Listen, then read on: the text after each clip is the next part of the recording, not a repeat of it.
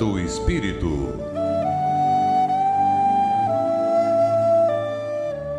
Mais uma vez, bom dia a todos, caros ouvintes da Rádio Guarujá AM 1420 kHz, Florianópolis. Eu me chamo Narbal Almeida Júnior e vou apresentar o programa Na Era do Espírito, produzido pelo Centro Espírita Amor e Humildade do Apóstolo. Hoje voltamos a falar sobre a família. Dedicamos o tema da família para o segundo sábado de cada mês. Neste programa, continuamos falando sobre as leis morais, expostas nos livros dos Espíritos. Falamos ainda da primeira lei, da lei divina ou natural. Já falamos das características da lei natural e iniciamos as questões do conhecimento da lei natural até a questão 622. Hoje, continuaremos a partir da questão 623. A questão 623 é a seguinte: os que hão pretendido instruir os homens na lei de Deus não se têm enganado algumas vezes, fazendo-os transviar-se por meio de falsos princípios? E a resposta dos Espíritos é a seguinte: certamente han dado causa a que os homens se transviassem, aqueles que não eram inspirados por Deus e que, por ambição, tomaram sobre si o encargo que lhes não fora cometido.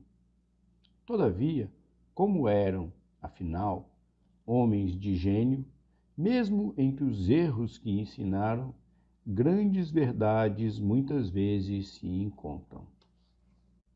Aqui a questão vem sobre os falsos profetas, né? E a resposta vem sobre isso. Aqueles que propalam, que falam, que divulgam, né? Utilizando palavras bonitas em textos bonitos, porém vazios ou enganatórios, e que nos levam ao caminho do mal, do ruim. Mas que muitas vezes, impermeado nesse texto, tem muita coisa boa. Então a gente tem que prestar atenção, absorver o bem e esquecer aquilo que é de ruim que nos é falado. Agora vamos à questão 624. Qual o caráter do verdadeiro profeta? A resposta é a seguinte: o verdadeiro profeta é um homem de bem, inspirado por Deus. Podeis reconhecê-lo pelas suas palavras e pelos seus atos. Impossível é que Deus se sirva de boca do mentiroso para ensinar a verdade. O que temos que observar aqui é que um falso profeta, em algum ponto, vai falhar. Em algum momento, ele tropeça, ele se contradiz, seja em forma de ação ou de palavras, apresentando assim a sua falha de caráter. Por isso, temos que prestar atenção, conhecer os que nos orientam, verificar suas ações, seus exemplos. O profeta não erra, não vacila. Por isso, são tão raros e admirados. Mas essa admiração não afeta eles, porque eles não têm orgulho. Então, esse também é um ponto que a gente tem que observar. O bom profeta, ele é humilde e não tem intenção de aparecer. O objetivo dele é só ensinar. Uma observação, né? Por que Kardec fez tantas perguntas sobre falsidade de informação, sobre falsos profetas, né? O primeiro, para nos alertar que muita coisa que ouvimos não é verdade, é ruim. Mas o segundo ponto é para que ele explicasse para os espíritas o critério que ele utilizou na seleção das respostas às suas perguntas aos espíritos. Como que ele procedeu? Cada espírito ia dando as respostas e ele ia selecionando baseado nesses critérios que ele apresentou aqui. Questão 625. Qual o tipo mais perfeito que Deus tem oferecido ao homem para lhe servir de guia e modelo? A resposta dos espíritos é direta e simples: Jesus.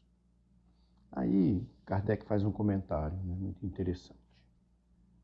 Para o homem, Jesus constitui o tipo da perfeição moral que a humanidade pode aspirar na Terra.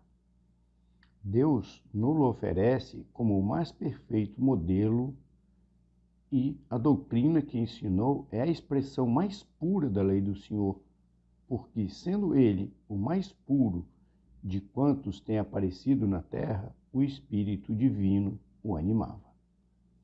Quanto aos que, pretendendo instruir o homem na lei de Deus, o têm transviado, ensinando-lhes falsos princípios, isso aconteceu por haverem deixado que os dominassem sentimentos demasiado terrenos e por terem confundido as leis que regulam as condições da vida da alma com as que regem a vida do corpo.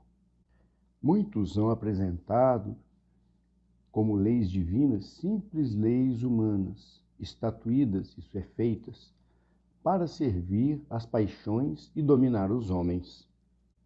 Este comentário fala por si mesmo, mas o que eu quero resumir é que Jesus é o modelo, seus ensinamentos, sua doutrina é o caminho. O Espiritismo veio para clarear esse caminho.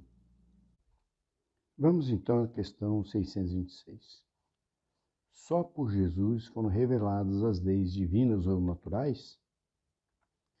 Antes do seu aparecimento, o conhecimento dessas leis, só por intuição os homens o tiveram? A resposta dos Espíritos. Já não dissemos que elas estão escritas por toda parte? Desde os séculos mais longínquos, todos os que meditaram sobre a sabedoria hão podido compreendê-las e ensiná-las. Pelos ensinos, mesmo incompletos, que espalharam, prepararam o terreno para receber a semente.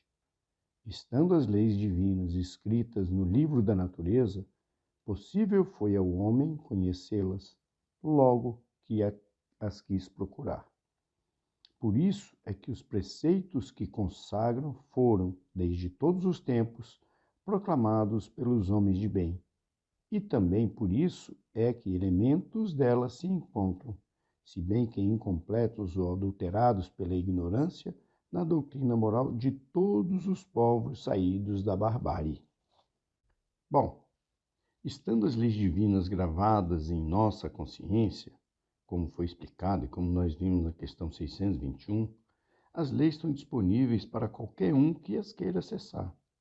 Porém, levá-las à prática requer que subjuguemos os nossos instintos primários e que estudemos para acabar com a nossa ignorância.